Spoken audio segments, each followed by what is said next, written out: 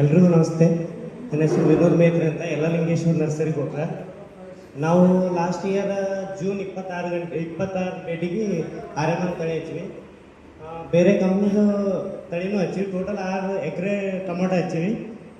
ಟೊಮೊಟೊದಾಗ 6 ಎಕರೆ 3 ಎಕರೆ ಆರ್ಯಮನ್ ಇತ್ತು, 3 ಎಕರೆ ಬೇರೆ ಕಂಪ್ನಿ ಇದ್ದಕ್ಕೆ ಹೆಸರು ಹೇಳೋದು ಬೇಡ. ಅದನ್ನೂ ಒಂದು ಒಳ್ಳೆ ಕಂಪ್ನಿನೇ ಇದೆ.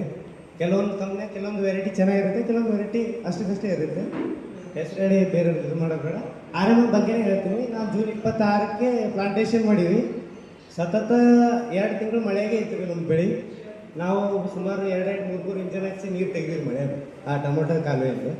ಸುಮಾರು 4,900 carrot ಕಡಿದ್ವಿ sir 3 acre.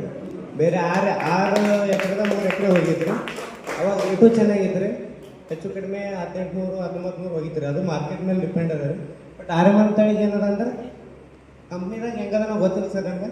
But ಬ್ಯಾಕ್ಟ್ರಲ್ built ಪಕ್ಕಾ ವೆರೈಟಿ ಅಂತಂದ್ರೆ ಇದು ಬ್ಯಾಕ್ಟ್ರಲ್ ಬಿಲ್ಟೇ ಬಂದಿಲ್ಲ. ನಮ್ಮ ಜಮೀನು ಬ್ಯಾಕ್ಟ್ರಲ್ ಬಿಲ್ಟ್ ಅದ ರೀ. ಬಟ್ ನಮ್ಮ ಜಮೀನಲ್ಲಿ ಬ್ಯಾಕ್ಟ್ರಲ್ ಬಿಲ್ಟ್ ಆರ್ಯಮನ್ ತಳಿ ಇದ್ದಿಲ್ಲ. ಅದ್ರ ಜೊತೆಗೆ ಇನ್ನೂ 2 ವೆರೈಟಿ ಇದ್ದು. ಅಂದರೆ ಒಂದು ಸ್ವಲ್ಪ ಬೇರೆ ವೆರೈಟಿ ಇತ್ತು ಅದು 3 ಎಕರೆದಾಗ. ಮತ್ತು ಅದ್ರಾಗ ಒಂದು 4-5 ಟೈಮ್ ಬೇರೆ ವೆರೈಟಿನೂ ಹಾಕಿ ಅವೆಲ್ಲ ಬ್ಯಾಕ್ಟ್ರಲ್ ಬಿಲ್ಟ್ ಬಂದು ಹೋಯ್ತು. ಬಟ್ ಆರ್ಯಮನ್ ಪೂರ್ತಿ ಕೊನೆವರೆಗೂ 4,904 ಕ್ಯಾರೆಟ್ ಇದ್ರ ಇನ್ನೂ ನನ್ನ ಹತ್ರ ಬಿಲ್ ಇದೆ. ಸರಿ ಶೇರ್ ಮಾಡ್ತೀನಿ. ನೆಕ್ಸ್ಟ್ ಇವೆಂಟಲ್ಲಿ ಅವ್ರು ಮಾಡ್ತಾರೆ ಸರ್. ನಮ್ಮಲ್ಲಿ ಒಳ್ಳೆ ಆರ್ಯಮನ್ ತಳಿ ಅದೇ ಅದು. ನಾನು ಆಲ್ಮೋಸ್ಟ್ ಅಲ್ಲಿ ಮಳೆಗಾಲ ಬಂದಾಗ ಇಂಡಮ್ ಸೆಗ್ಮೆಂಟಲ್ಲಿ ಹಚ್ಬೇಕಂತ ಬಂದಾಗ ನಾನು ಆರ್ಯಮನ್ನೇ ರೆಕಮೆಂಡ್ ಮಾಡ್ತೀನಿ. ಯಾಕಂತಂದ್ರೆ ನಮ್ಮ ತೋಟದಾಗ ಬೆಳೆದು ನೋಡಿದ್ವಿ ನಾವು.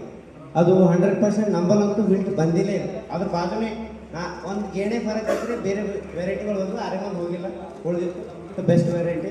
ಮತ್ತು ಇಂಗ್ಲೀಷ್ ಬಗ್ಗೆನೇ ಹೇಳ್ಬೇಕಂತಂದ್ರೆ ಯಾರೋ ಈಗ ಕೇಳಿದೆ, ಯಾರೋ ರೈತರು ಒಬ್ಬರು ಹೇಳಿದ್ರು ಖಾದ್ಗಳು ಎಷ್ಟು ಬಿಡಬೇಕು ಅಂತ ಕೇಳಿದಾಗ. ಅಂದರೆ ಅವಾಗೇ ಸರ್ ಏನು ಹೇಳಿದ್ರು, ಮಣ್ಣಿನ ಪರೀಕ್ಷೆ ಮಾಡಿರಿ ಅಂತ. ಕೆಲವೊಬ್ಬರ ಬಲ್ಲಿ ಹೆಂಗಿರುತ್ತೆ ಫಾಸ್ಫರಸ್ ಪರ್ಸೆಂಟ್ ಜಾಸ್ತಿ ಇರ್ತದೆ, ಕೆಲವೊಬ್ಬರ ಬಲ್ಲಿ ಪೊಟ್ಯಾಶ್ ಪರ್ಸೆಂಟ್ ಜಾಸ್ತಿ ಇರ್ತದೆ, ಕೆಲವೊಬ್ಬರ ಬಲ್ಲಿ ನೈಟ್ರೋಜನ್ ಪ್ರಮಾಣ ಜಾಸ್ತಿ ಇರ್ತದೆ. ನೈಟ್ರೋಜನ್ ಜಾಸ್ತಿ ಇದ್ದಾಗ ನಮ್ಮಲ್ಲಿ ಖಾದ್ ಬಿಡೋ ಪ್ರಮಾಣಗಳು ನೈಟ್ರೋಜನ್ ಪ್ರಮಾಣ ಕಡಿಮೆ ಮಾಡ್ಬೇಕ್ರಿ. ಫಾಸ್ಫರಸ್ ಕಡಿಮೆ ಇದ್ದಾಗ ಫಾಸ್ಫರಸ್ ಹೆಚ್ಚಿಗೆ ಮಾಡ್ಕೋಬೇಕು.